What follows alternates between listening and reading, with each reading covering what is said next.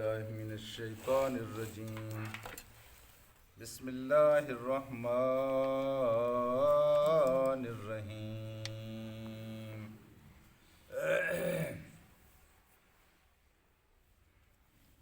وَلَقَدْ خَلَقْنَا الْإِنسَانَ مِنْ صَلْصَالٍ مِّنْ حَمَإٍ مَّسْنُونٍ وَالْجَانَّ خَلَقْنَاهُ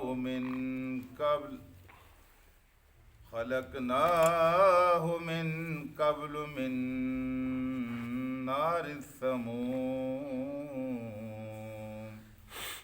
وَإِذْ قَالَ رَبُّكَ لِلْمَلَائِكَةِ إِنِّي خَالِقٌ بَشَرًا من صلصال من حمأ مسنون. صدق اللہ العلی العظیم. رفقائے گرامی، ہم جس دنیا میں رہتے ہیں اس دنیا میں بھی بڑی قوم، بڑا انسان وہی ہے جس کی تخلیق کی صلاحیت زیادہ ہے، جو زیادہ سے زیادہ پیدا کر رہا ہے. جو انسان کسی چیز کو پیدا کرتا ہے وہ اسی کا مالک بھی ہوتا ہے. جس کی تخلیق زیادہ ہے، پروڈکشن زیادہ ہے، پیداوار زیادہ ہے، جس کی ملکیت زیادہ ہے، دنیا کے اندر ہم اس کو بڑا کہتے ہیں. اور اسی پیمانے پر جب ہم ناپ کر دیکھتے ہیں تو اللہ تبارک و تعالی سب سے بڑا ہے. اللہ تبارک و تعالی جتنا نہ کوئی پیدا کر سکتا ہے، کیونکہ وہ پیدا ساری چیزوں کو وہی کرتا ہے، ساری چیزوں کا مالک بھی وہی ہے.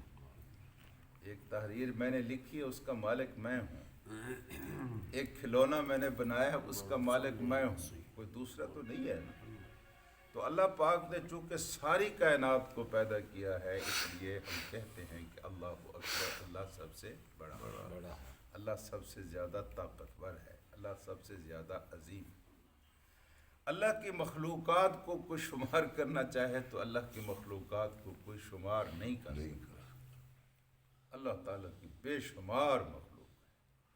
لیکن اس قابل ذکر مخلوقات میں سے 3 مخلوقات کا تذکرہ بالعموم ہم کرتے ہیں، اور یہ عام ترین مخلوق. ایک حضرت انسان یعنی ہم ہیں، ایک جن ہیں، اور تیسرے فرشتے ہیں. عرب جو اپنی تاریخ لکھتے ہیں، اس تاریخ میں، خیر تاریخ تو تاریخ ہے، یہ کوئی حدیث تو نہیں ہے. وہ یہ کہتے ہیں کہ اللہ تبارک و تعالیٰ نے انسان سے پہلے جنوں کو پیدا کیا، لیکن جنوں سے پہلے بھی 2 مخلوقات اللہ پاک نے پیدا کی تھی. ایک مخلوقات کا نام ان تھا. یہ پتہ نہیں کتنے کروڑوں سال زندہ رہی، لیکن بعد میں یہ اللہ کی نافرمانی اور معصیت کا شکار ہو گئی اور اللہ پاک نے اس کو بالکل ختم کر دیا. اس کے بعد پھر ایک اور اللہ پاک نے مخلوق پیدا کی، پتہ نہیں وہ کس طرح کی مخلوق تھی، اس کا نام بن تھا. ہاں جی، ان اور بن، یہ بھی ایک طویل عرصے تک زندہ رہی، لیکن یہ بھی خدا کی نافرمانیاں چونکہ کرتی رہی. جب یہ اپنے مقصد وجود کو کھو بیٹھی تو اللہ پاک نے اس کو بھی ختم کر دیا. اس کے بعد اللہ تبارک و تعالی نے جن کو پیدا کیا. آج ہم اس کا تذکرہ کر رہے ہیں کہ والجان خلقناہ. جان جنوں کی جمع بھی ہو سکتی ہے، لیکن جس طرح انسان کا جد امجد حضرت آدم ہے، اس طرح جنوں کا جو بابا تھا اس کا نام جان تھا. جو سب سے پہلا جن اللہ پاک نے پیدا کیا اس کا نام جان تھا. تو ہم نے جن کو پیدا کیا، جس طرح آدم کو ہم نے پیدا کیا، لیکن ہم نے جن کو پیدا کیا. لیکن خلقناہ من قبل، ہم نے اس کو اس انسان سے پہلے پیدا کیا. اب یہ بات طے ہو گئی ہے کہ انسان بعد میں پیدا ہوا ہے، جن پہلے پیدا ہوا ہے. جنوں کو اللہ تبارک و تعالیٰ نے انسان سے پہلے پیدا کیا. اور یہاں ہم یہ بحث بھی کر لیتے ہیں کہ یہ شیطان فرشتہ تھا یا کوئی جن تھا. اس سلسلے میں کوئی ٹوبک ٹایا مارنے کی ضرورت نہیں ہے، بالکل طے شدہ حقیقت ہے. قرآن حکیم نے کہہ دیا ہے کہ وہ فرشتہ نہیں تھا، وہ جن تھا.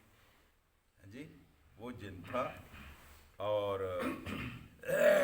اللہ پاک نے یہ بات طے ہے کہ اللہ تعالیٰ نے انسان سے پہلے اس کو پیدا کیا. اس کو پیدا کس چیز سے کیا تھا؟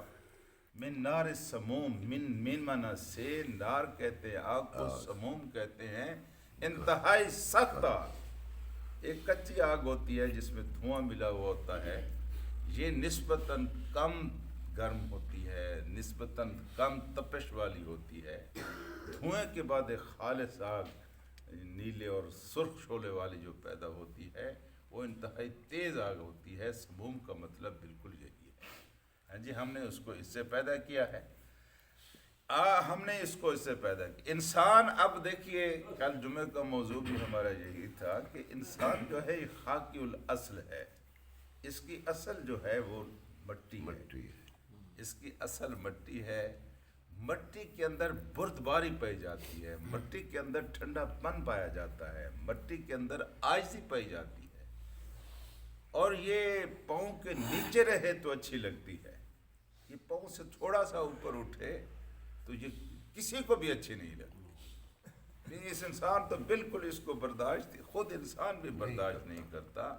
یہ پاؤں کے نیچے سے اٹھ کر اس کے جوتے کے اوپر بھی پڑ جائے تو کیا بالے برداشت نہیں ہوتے، اور اوپر اٹھ کر یہ منہ پر آ جائے تو کون اس کو برداشت کرتا ہے؟ جی، تو یہ خاکی الاصل ہے. اور جن جو ہے یہ خاکی النار ہے. اس کو آگ سے پیدا کیا. اس کے اندر تپش ہے، اس کے اندر شعلہ ہے، اس کے اندر شرارت ہے، اس کے اندر تیزی ہے، بھڑکاؤ ہے، چمکیلا پن ہے. یہ ساری چیزیں اس پہ آ جاتی ہیں. اور اللہ تبارک و تعالیٰ نے فرشتوں کو جو پیدا کیا ہے یہ خالق النور ہیں. اللہ پاک نے ان کو نور سے پیدا کیا ہے. اب انسان کے اندر اللہ پاک نے یہ صلاحیت رکھی ہے، چاہے وہ شیطانوں کے قریب ہو جائے، چاہے وہ فرشتوں کے قریب ہو جائے، یہ دونوں خوبیاں اس کے اندر موجود ہیں. چاہے تو وہ فرشتوں کے قریب ہو جائے، فرشتوں کے قریب ہو جائے تو اس کی سیرت کے اندر نور، اس کی سیرت کے اندر رحمت اور اللہ کا قرب پیدا ہو جاتا ہے.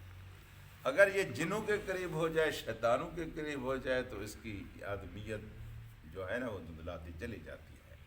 تو اللہ پاک نے یہاں یہی کہا ہے کہ ہم نے والجان، اور جان کو ہم نے پیدا کیا. جنوں کو بھی کہہ سکتے ہیں لیکن جنوں کے بابا کو بھی کہہ سکتے ہیں. جان کو خلقنا ہو، ہم نے پیدا کیا اس کو من قبل، اس سے پہلے، انسان سے پہلے. کس سے پیدا کیا؟ من سلسال. من معنی سے سلسال کہتے ہیں کھنکھناتی ہوئی بجنے والی مٹی کو، اور من حما، حما کہتے ہیں لیس دار گارے کو، یوں کہہ لیجئے. مسنون کہتے ہیں جو بالکل پک گیا ہو، اپنا رنگ بدل چکا ہو. اس طرح ہم نے اس کو پیدا کیا ہے. پھر ارشاد فرمایا کہ وہ یہ انسان کو ہم نے پیدا کیا، ادھر ہم نے اس کو جنوں سے. یہ دونوں کی اصلیت اللہ تبارک و تعالیٰ نے سامنے رکھ دی.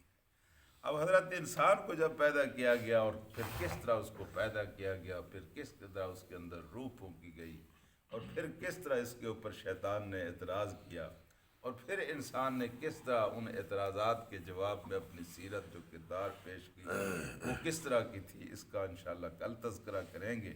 اللہ سے دعا کرتے ہیں کہ اللہ تعالی ہمیں قرآن کو سمجھنے، اس پر عمل کرنے کی توفیق. اللہم